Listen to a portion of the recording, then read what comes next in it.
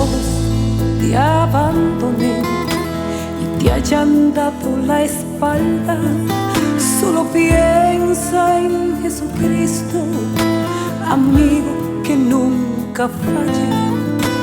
Él es el amigo fiel, nunca te abandonará y siempre espera por ti, porque Él solo sabe amar.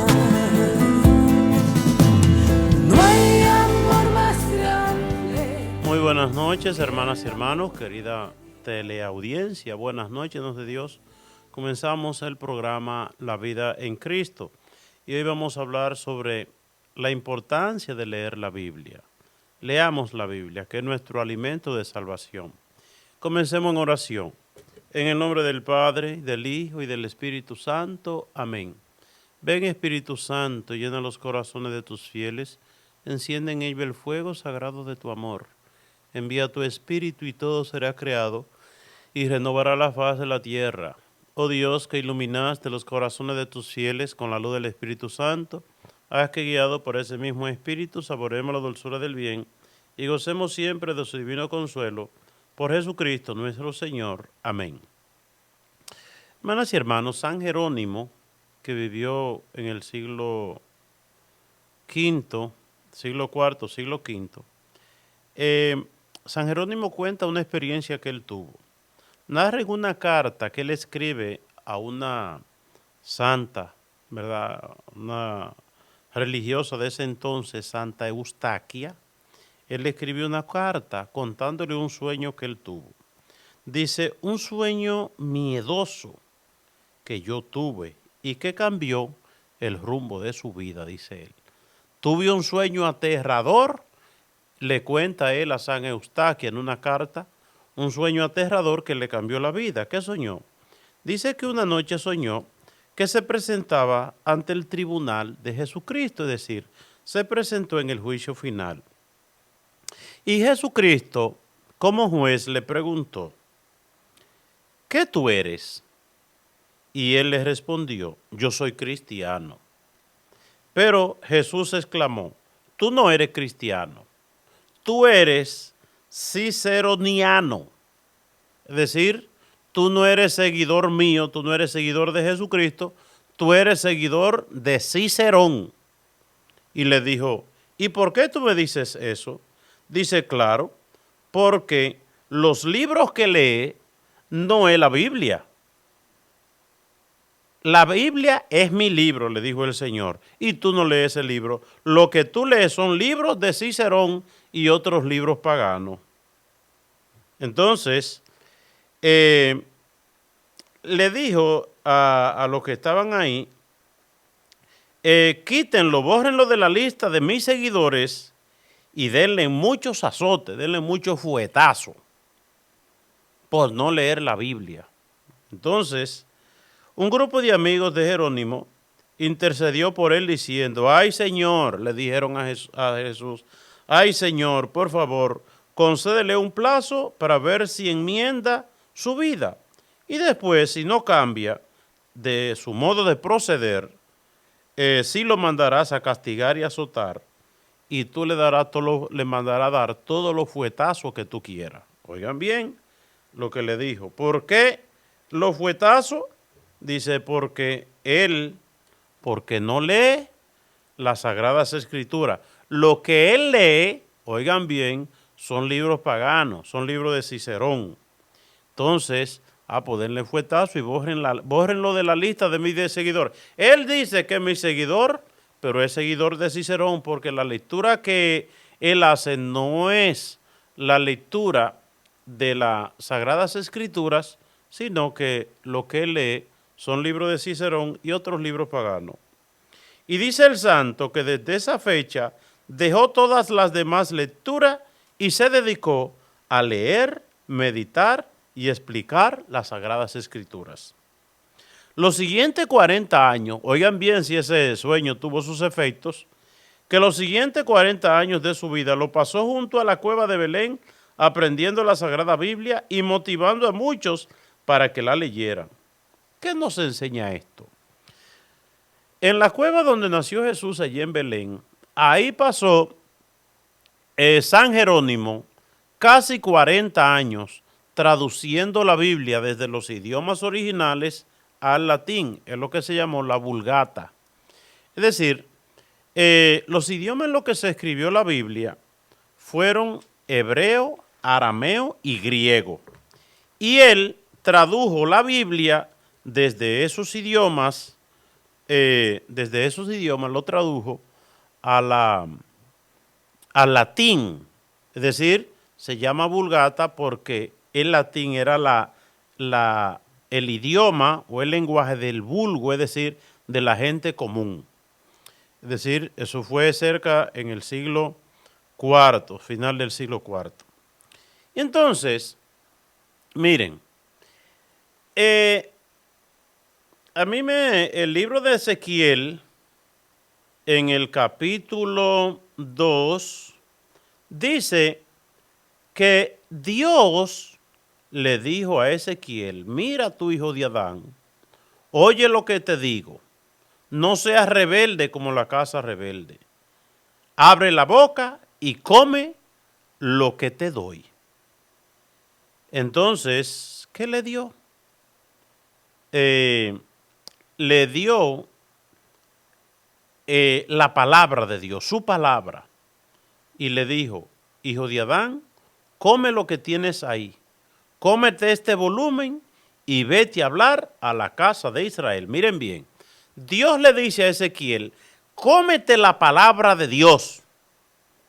¿Qué significa comer la palabra de Dios? Devorar la palabra de Dios, experimentarla, saborearla, leerla, meditarla, hacer la vida en él. ¿Por qué? Porque la predicación del evangelio no puede venir de la mente, tiene que venir del corazón. La vida cristiana no se trata de que uno acumule mucho conocimiento aquí en la cabeza. No se trata de mucho conocimiento aquí en la cabeza, sino mucha vivencia en el corazón. Y la prédica no puede venir de la cabeza del conocimiento, sino de la vivencia del corazón. Es decir, la experiencia, el hombre hace experiencia de Dios a través de su palabra. El Papa Juan Pablo II en los encuentros mundiales le decía a los jóvenes, pidan a Dios tener una experiencia de él. Y entonces Dios le dice a Ezequiel, tú vas a tener una experiencia de mí comiéndote la palabra de Dios, devorándote la palabra de Dios. Mucha gente tiene en su casa la Biblia, tiene en su casa la palabra de Dios. ¿Y de qué modo la tienen? Abierta en un lugar, ¿verdad? En una mesa. Pero no la leen. Entonces, la tienen abierta en el Salmo 91, en el Salmo 23, o en el Salmo 8, o en el Salmo yo no sé cuánto, o en una lectura que me gusta, ¿verdad? Es decir, hay un concepto como mágico de la palabra de Dios. Yo teniendo la Biblia abierta en mi casa, en una mesa, empolvándose la Biblia sin leerla, ay, pues Dios va a hacer muchas cosas grande por mí a través de eso. Y le digo que Dios lo puede hacer. Pero lo lógico no es eso. Lo lógico es leer la palabra de Dios. Es como si yo estoy enfermo y el médico me dio la medicina y la medicina yo la tengo en una mesa ahí, ¿verdad? La medicina está en la mesa. A esa medicina sí me va a hacer bien. Porque veo donde tengo yo la medicina, en la mesa. Si yo no me tomo la medicina, esa medicina no me hace nada. Lo mismo, si yo no leo la palabra de Dios, no me alimento de la palabra de Dios. Yo recuerdo una vez un muchacho que me decía, dice, mire padre, yo no voy a la iglesia, pero yo creo mucho en Dios. Yo no voy a la iglesia, pero yo creo mucho en Dios. Y yo le decía a él, bueno, eso es lo mismo que tú tengas hambre y tú me digas a mí, yo creo y yo sé que la comida me hace bien, yo creo que la comida me alimenta, pero no me la como. Yo tengo hambre, ¿verdad? Y yo sé que la comida me hace mucho bien. La comida me va a hacer a mí mucho bien. Pero, oigan bien, no me la como. Entonces, yo creer en Dios, oigan bien, yo creer en Dios y no alimentarme con su palabra, no alimentarme en la iglesia, es lo mismo que yo creer que la comida me hace bien, pero no me la como. Yo creo en Dios en mi mente, pero no me alimento de su palabra, ni de los sacramentos, ni en la iglesia. Es lo mismo que yo tener hambre, pero yo no me voy a comer la comida porque yo sé en mi mente que la comida me hace bien. La idea de que la comida te hace bien no te va a alimentar. La idea de que tú sepas que Dios es bueno y que Dios existe, el mismo Santiago dice, hasta el diablo sabe que Dios existe. Hasta el diablo sabe que Dios existe. El diablo sabe en su mente que Dios existe. ¿Y tiene fe el demonio? Claro que no. Cómetela. Le dio la palabra de Dios y le dijo, cómete eso. Abrí la boca y me dio a comer el volumen de su palabra diciéndome, hijo de Adán, alimenta tu vientre y sacia tus entrañas con este volumen que te doy. Lo comí y me supo en la boca dulce como la hiel. Y entonces me dijo, hijo de Adán, anda, vete a la casa de Israel y diles mis palabras. Esas palabras que tú te comes, eso es lo que tú vas a comunicar. Entonces, yo como cristiano, como evangelizador, como sacerdote, ¿cuál debe ser uno de mis alimentos principales? La palabra de Dios. Porque lo que yo comunico es lo que yo he probado, lo que yo he saboreado, lo que yo me he comido, lo que yo he gustado. Hay que pedirle a Dios en oración, Señor, dame una experiencia de ti. Que lo que yo comunique sea mi vivencia, sea mi experiencia de ti, no una idea de Dios, no una idea de Dios. Santo Domingo de Guzmán, cuya fiesta celebrábamos ayer, o antes de ayer, en estos días, Santo Domingo de Guzmán vivió en tiempos muy difíciles, de mucha increencia, donde la gente no estaba en eso del evangelio ni en cosas de iglesia. Él era contemporáneo de San Francisco de Asís.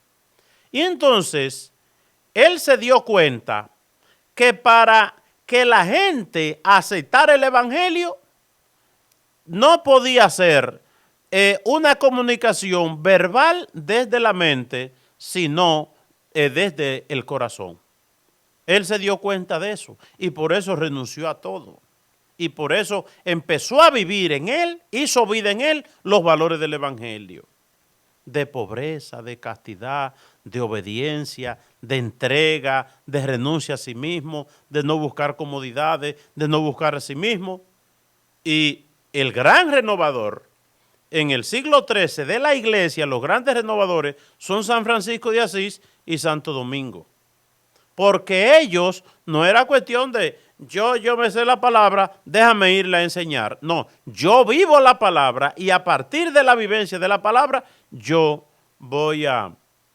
entonces yo le voy a comunicar. Y fueron los renovadores, ¿verdad?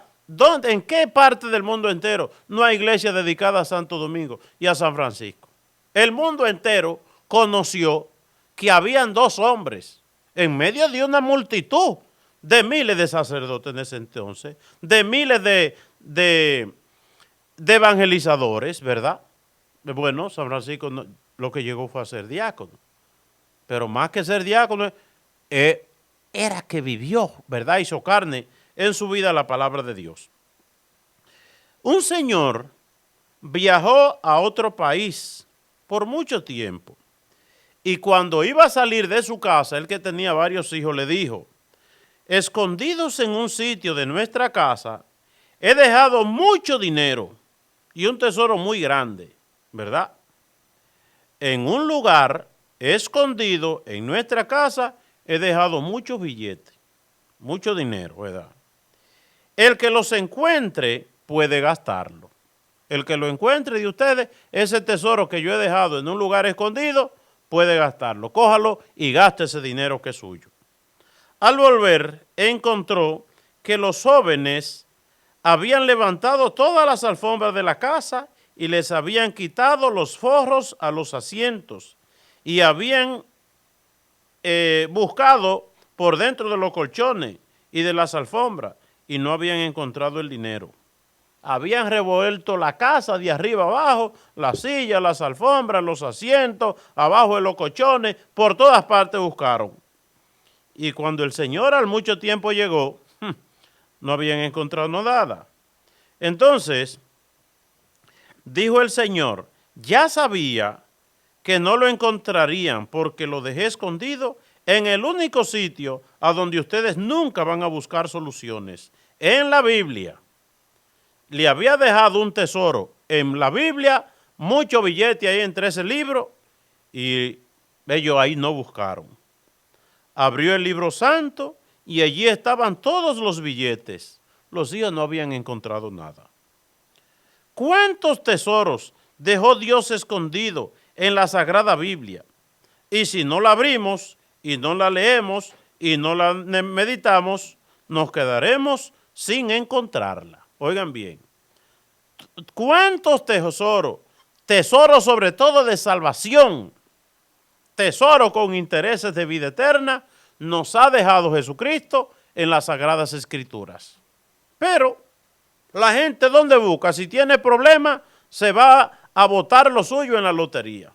Si tiene dificultades, se va a pagarle a los psicólogos y a los psiquiatras.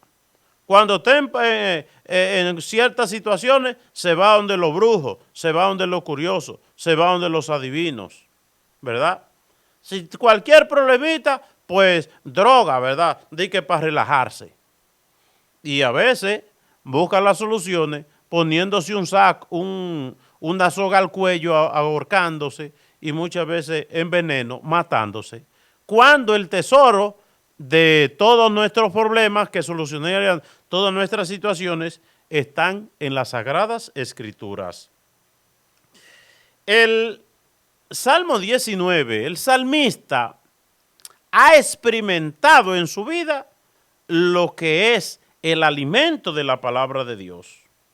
En la Biblia latinoamericana, Salmo 19, versículo desde el 8, dice: la ley del Señor es perfecta. Lo que Dios nos enseña en la Biblia, eso es perfecto. ¿Perfecto para qué? Para todo. Dice, y es descanso del alma. Y es descanso del alma. Oigan bien. Dice, las enseñanzas del Señor son rectas y alegran el corazón. Alegran el corazón.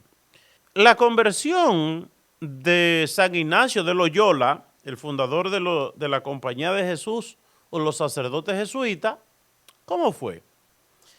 Él era un militar en aquellos tiempos de guerra y guerra y guerra. Y en una guerra, pues él fue herido en un pie y de mala manera. Y en aquellos tiempos que no habían anestesia y estos remedios sofisticados de hoy, sanarse de eso, las terapias que daban como un pie colgado, ¿verdad?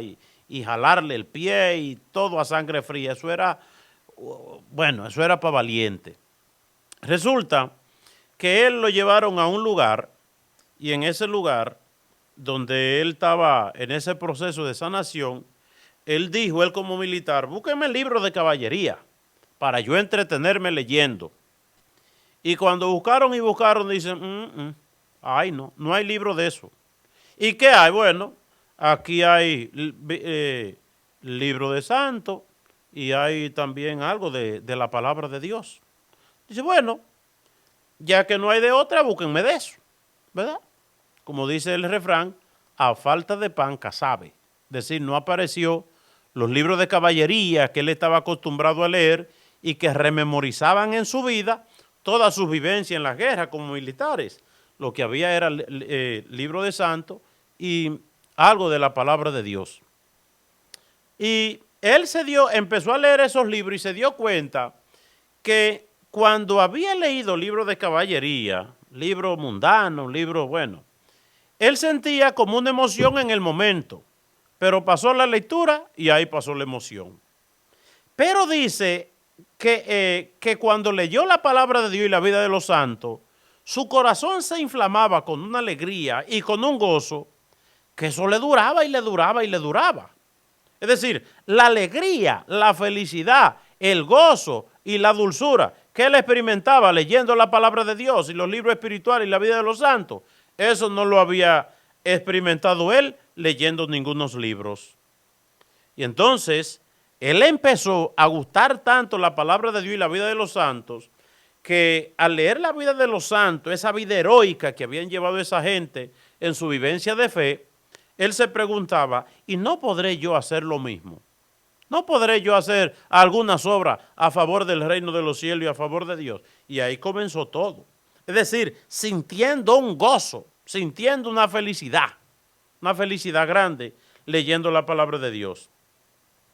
Dice, son los mandatos del Señor, son la alegría del corazón.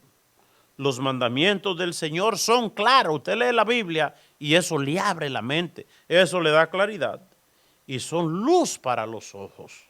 Cuando la vida quiere como ponerse tenebrosa, media oscura, como que no entiendo, lea la palabra de Dios. Lea la palabra de Dios y la palabra de Dios le dará luz a su vida. Dice, el temor del Señor es un diamante. El temor del Señor es un diamante. Me decía una señora, dice, viendo estos muchachos aquí en Nueva York, que ya en cada esquina hay un camión, una cosa, vendiendo marihuana, porque ya eso está permitido, ¿verdad? Y eso da pena.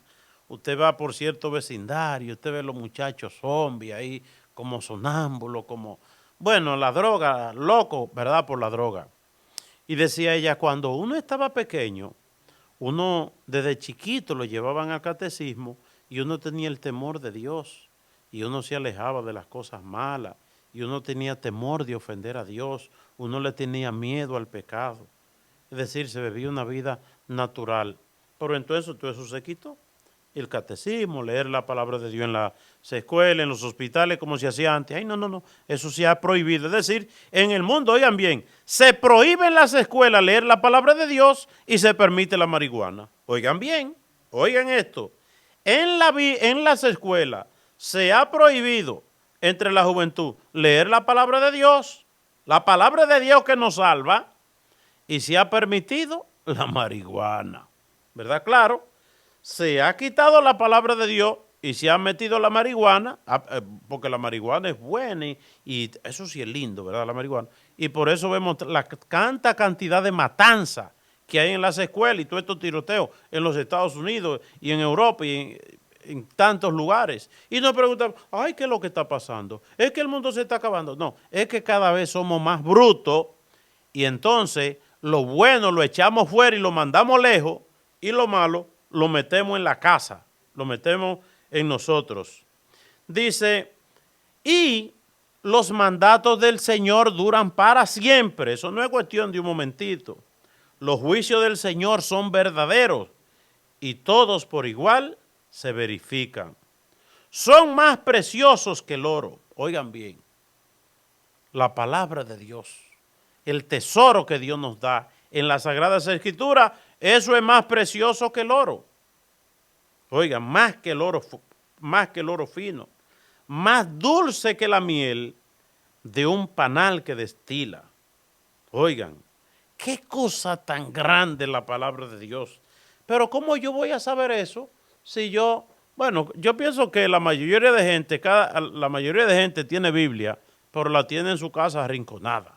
Claro, leyendo otras cosas y leyendo un bestseller, un libro que salió, cosas que no te van a ayudar para lo que te ayuda la Biblia.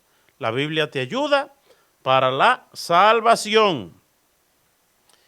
Un joven religioso le dijo al famoso abad San Pacomio, es que me desanimo porque al leer la Biblia no sé qué me queda de lo que leo.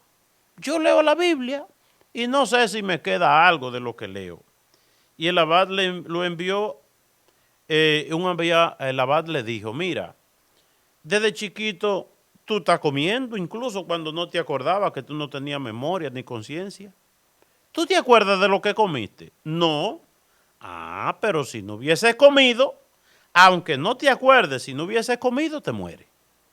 Oigan bien, alguien le dijo a la Bazán Pacomio, ay, eso de cuántas veces yo he leído la palabra de Dios y recuerdo algo, pero no mucho.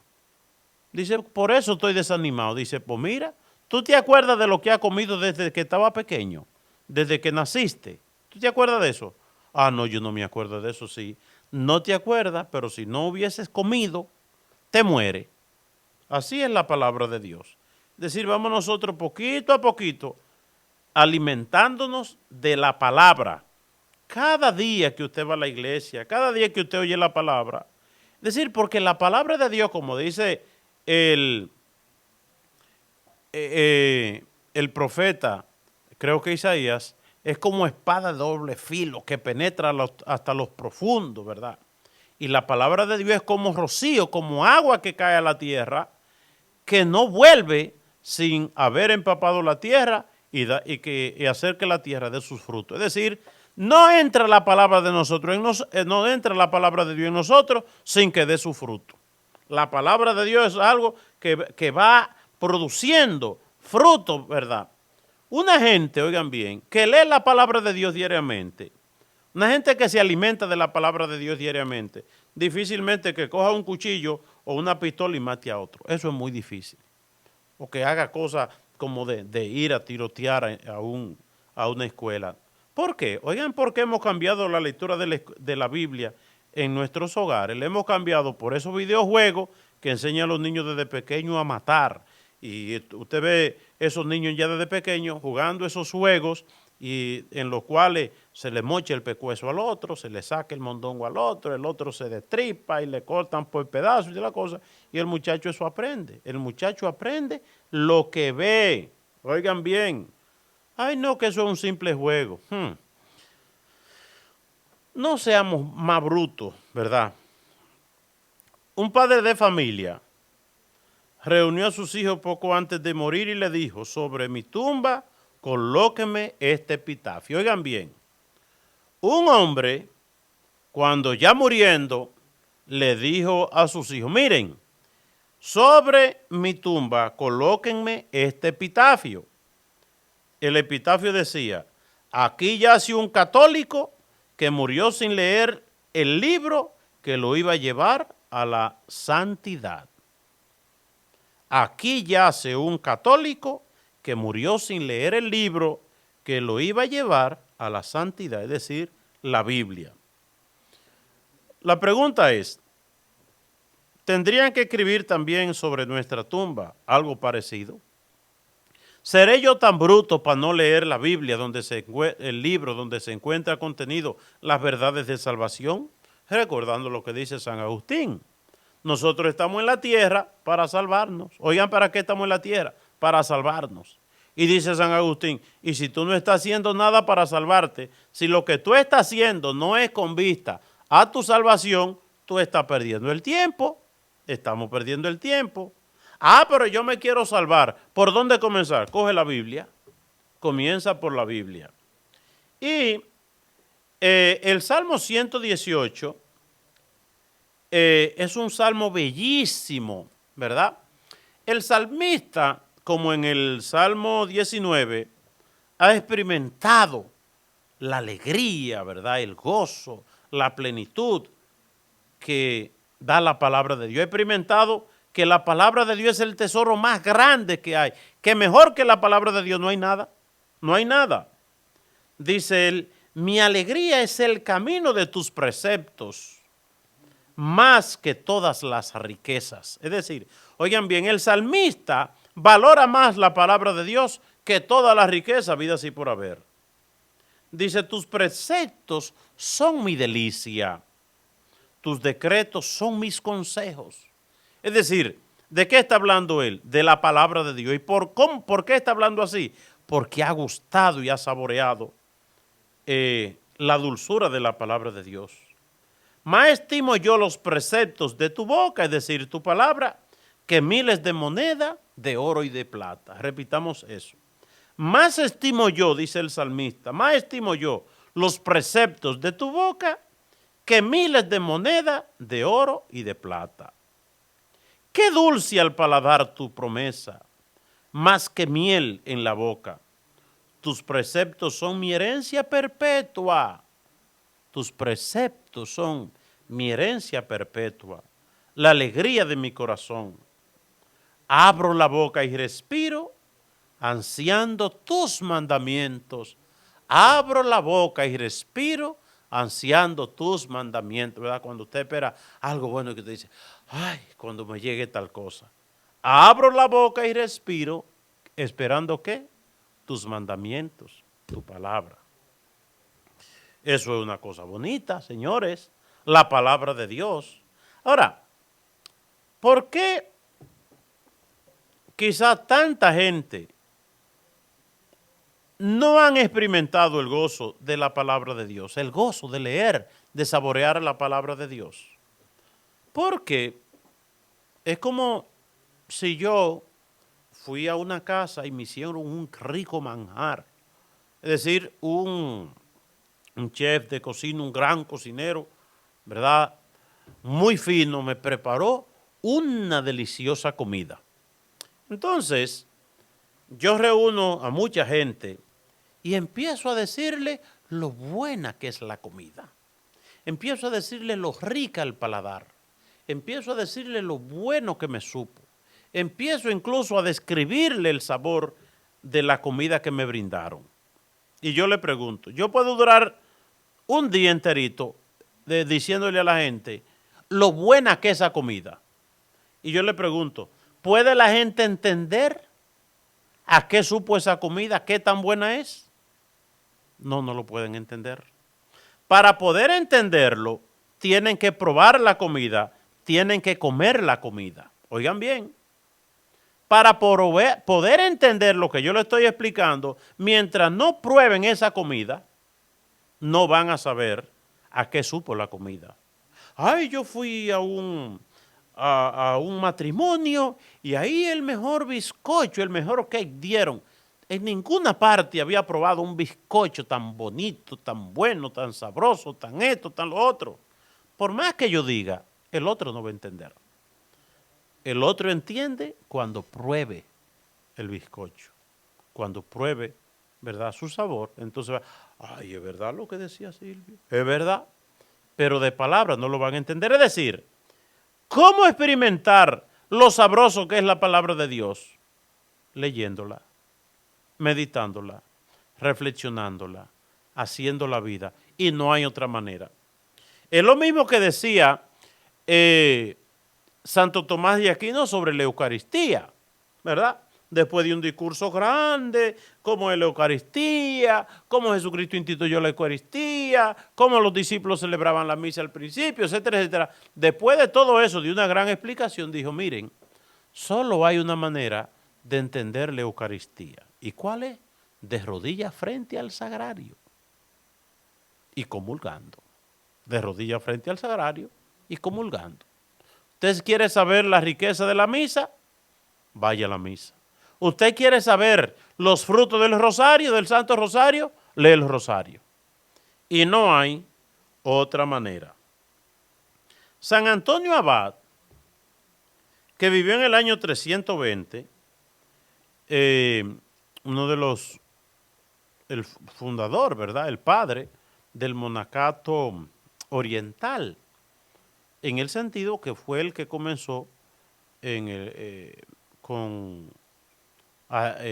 retirándose al desierto como monje y entonces formó grandes comunidades en el desierto.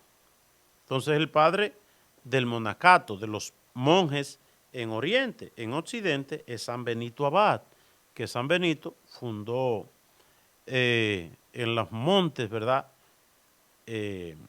en Italia, se retiró, ¿verdad?, en oración, vivir como ermitaño, vivir una vida de soledad, una vida de oración, una vida de entrega a Dios, ¿verdad?, en su víaco, ¿verdad? Es que hay que ver eso, una cosa bellísima. Y entonces este santo, el año 320, le llegó una carta del emperador Constantino. Esto es muy interesante, oigan bien. A San Antonio Abad le llegó una carta del emperador Constantino, el gran Constantino, ¿verdad? Constantino, que fue con él que se le dio libertad al culto cristiano. Hasta ese entonces era prohibido en el Imperio Romano. Y llegó San Constantino como emperador de Roma, y él que tuvo una experiencia, su mamá, que fue una santa mujer que descubrió, se fue para Israel, ¿verdad? Y allá descubrió todos los lugares sagrados y le dio vida a eso, Santa Elena. Y entonces su hijo, Constantino, como emperador, oigan bien, Constantino, el gran emperador, le mandó un día una comunicación, le envió una carta a San Antonio Abad. Oigan esto, el gran emperador. ¿Qué decir emperador en ese tiempo? Imagínense, eso era ese imperio romano, eso era prácticamente toda Europa, todo Medio Oriente y más allá hasta el Oriente, los países asiáticos y hasta el norte de África, muchos países, ¿verdad? Muchísimo. Bueno, eso es un imperio impresionante. Y el mándama, el jefe, era Constantino, el emperador. Y un día le escribió una carta a Antonio, a San Antonio, que era un monje, ¿verdad? Rezando y trabajando en pleno desierto. Entonces, los monjes, cuando vieron que Constantino, el emperador, le mandó una carta a ese simple monje, pues yo estaba muy asombrado. Oigan, muy asombrado. ¡Wow! Ay, pero mira, te escribió el emperador. Es como si uno recibiera una carta del presidente de los Estados Unidos. Mucho más. Bueno, el imperio de ese entonces era el imperio romano y ahora el imperio es Estados Unidos. Algo parecido. Entonces los monjes se pusieron, wow, Antonio, hermano Antonio, pero mira, ay, tú no estás fácil. Mira quién te escribió Constantino, el emperador. Y entonces le dijo él, ¿y por qué nos admiramos de que un emperador de la tierra haya escrito una carta a un monje? Y no de que Dios, poderosísimo del cielo, nos haya escrito a cada uno esta carta maravillosa que es la Sagrada Biblia. Eso sí que nos debería llenar de admiración y de gratitud. Admirados los monjes porque el emperador Constantino le escribió una carta a un simple monje, ¿verdad? Hablando humanamente, a San Antonio. ¿Por qué nos admiramos? Si ya Dios, que es poderosísimo, y millones y miles de millones, más grande y más poderoso que Constantino, nos escribió a cada uno de nosotros esta carta maravillosa que es la Sagrada Escritura. Oigan bien, deberíamos nosotros tener esa carta, ¿verdad? Nos la mandó Dios a través de los profetas para nuestra eterna salvación. Y San Agustín, en su famoso libro Las Confesiones, narra este gran santo su equivocación al empezar a leer la Biblia. Oigan bien, San Agustín, que venía de corriente filosófica, era un gran profesor, era un hombre muy sabio, era consejero de gobernantes en su tiempo, ¿verdad? Y se convirtió, se arrepintió, ¿verdad? Entonces, dice él que al empezar a leer la Biblia, empezó con una gran equivocación. Dice él, me desilusioné al empezar a leer las Sagradas Escrituras porque no encontraba allí elocuencia ni los adornos literarios de los escritores profanos, ¿verdad? El que había leído tanto libro y era propagador de muchas corrientes filosóficas y de libros muy bien escritos en ese tiempo, y estaban los grandes escritores, y cuando él empezó a leer la Biblia, empezó a buscar como esa forma de elocuencia, de la belleza, de los adornos literarios de aquellos escritores de entonces. Y no encontré eso. Entonces me desilusioné. Me acerqué a las Sagradas Escrituras con orgullo y no con piedad. Ahí fue su error. Me acerqué a la palabra de Dios con orgullo y no con humildad, no con piedad. Y como la puerta para entrar a la vida eterna es baja y estrecha, y yo iba crecido e hinchado de orgullo, oigan bien, no podía entrar. Mi orgullo me hizo caer del nido de la salvación y quedarme entre el lodo del error. Quise interpretar la palabra de Dios con orgullo y confiando en mi propia sabiduría. No quería que empequeñecerme y mi vanidad inflada no me permitía entrar por la puerta estrecha y di un tropezón y caí a la herejía. Y es que la Sagrada Escritura hay que acercarse con humildad y sin vanidad ni orgullo. Después, más tarde, cuando le llegue el tiempo de su conversión, iluminado y guiado por San Ambrosio, Agustín estudiaría la Santa Biblia con toda humildad y allí encontrará los más maravillosos tesoros para su predicación, su santificación y su salvación. La Biblia fue, oigan bien, fue inspirada por el Espíritu Santo. Y entonces hay que hacerse humilde, pequeño, e invocar ese Espíritu Santo para que pueda el Espíritu Santo darnos la luz de entendimiento. La Biblia no es para, déjame yo leer la Biblia para jactarme, ¿verdad? Déjame leer la Biblia, coger 2 o 3 textos bíblicos para yo que la gente vea que yo sí sé, para que la gente vea que yo soy inteligente, para que la gente vea. Si voy por ahí, ahí mismo fracasé.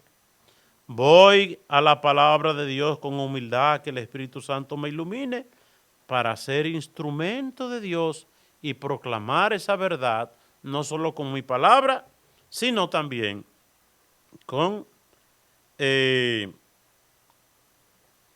mi testimonio, con mi vida. San Basilio en Oriente y San Benito, grandes fundadores de comunidades religiosas, determinaron que sus monjes debían dedicar 2 horas diarias al estudio de las Sagradas Escrituras. Oigan bien, San Basilio y San Benito determinaron, y eso lo dice la regla de San Benito, 2 horas por lo menos, los monjes leer y meditar la palabra de Dios y aprender de memoria muchas frases de la Biblia. Oigan en qué ellos insistían. Insistían en que al leerla no podemos ser como caballos precipitados que comen mucho pasto verde.